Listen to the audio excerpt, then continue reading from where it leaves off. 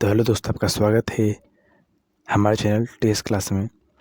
आज हम बात करेंगे क्लास 10th का अर्थशास्त्र का इकोनॉमिक्स का ऑब्जेक्टिव क्वेश्चन।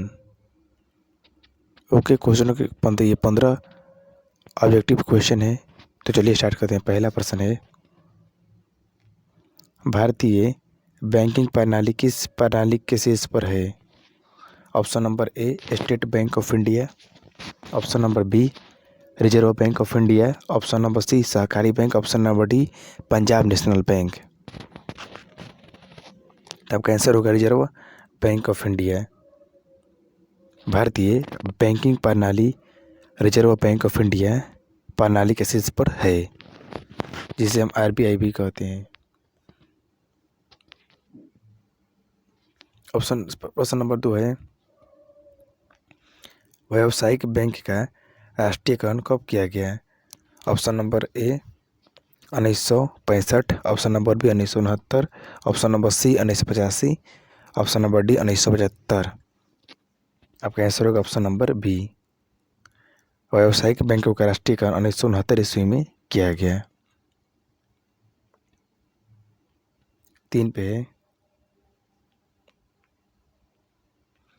गैर संस्थागत वित्त प्रदान करने वाला सबसे लोकप्रिय साधन है।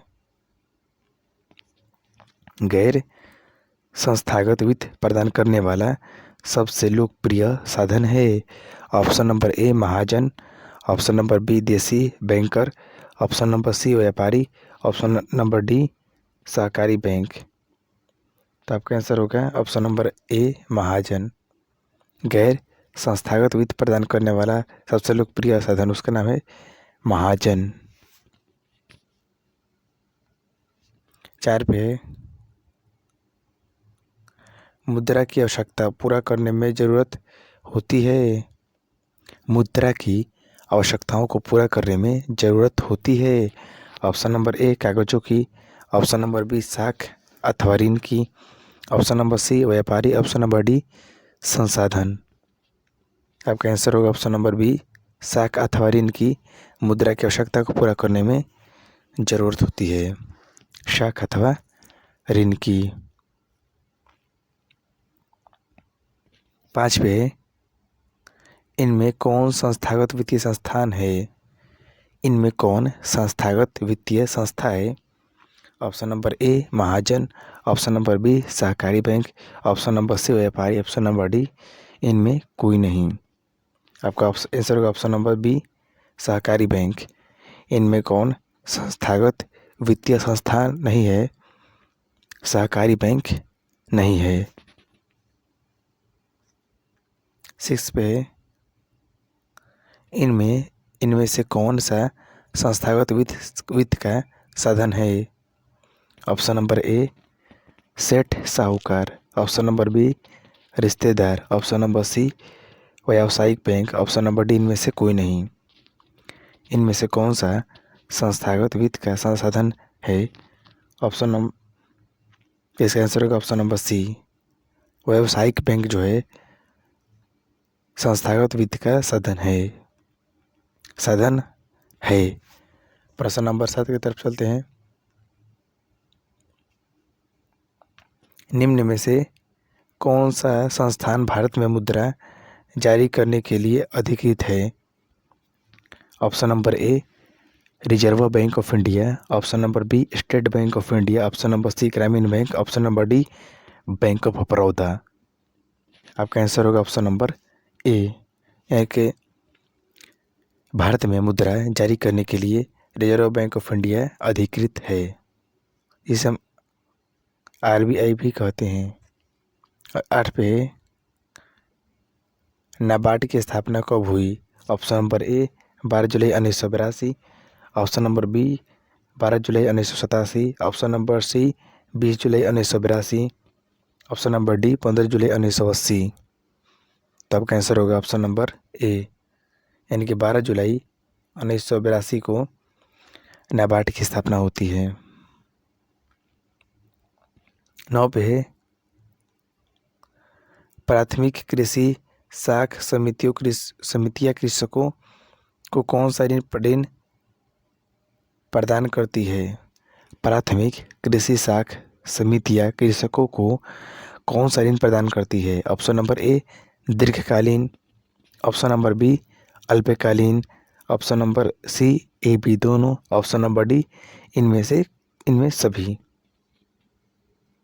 तो आपका आंसर होगा ऑप्शन नंबर बी अल्पकालीन।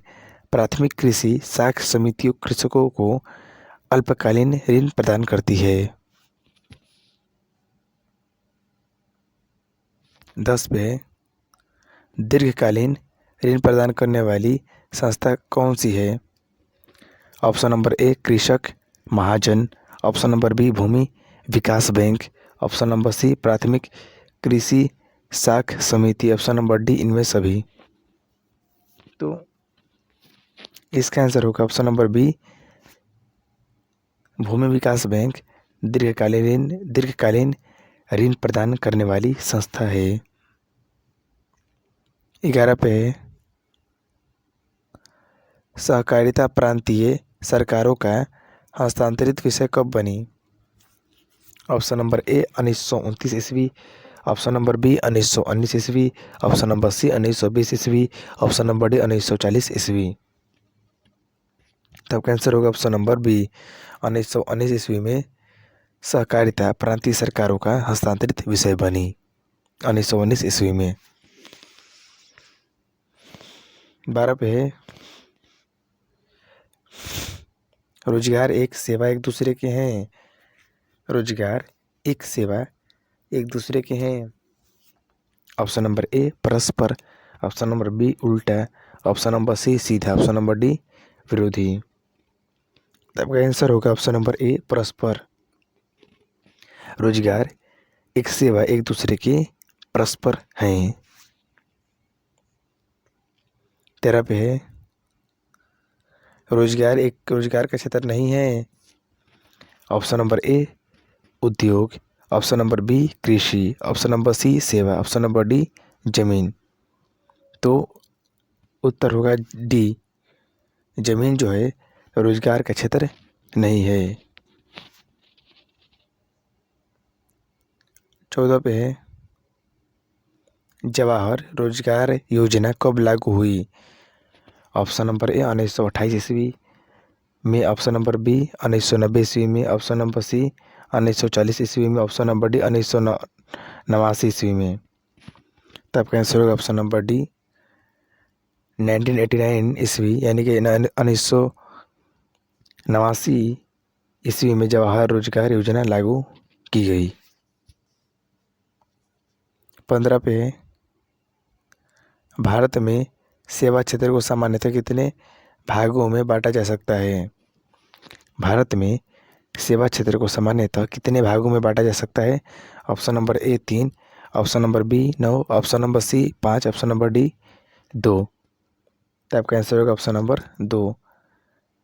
भारत में सेवा क्षेत्र को 2 भागों में बांटा जा सकता है। तो ये थे दोस्तों इकोनॉमी के अर्थशास्त्र के 15 ऑब्जेक्टिव क्वेश्चन।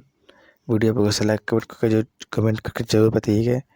वीडियो पसंद है तो लाइक कीजिएगा और चैनल को सब्सक्राइब कीजिएगा। मिलते हैं नेक्स्ट वीडियो में नेक्स्ट सवालों के साथ।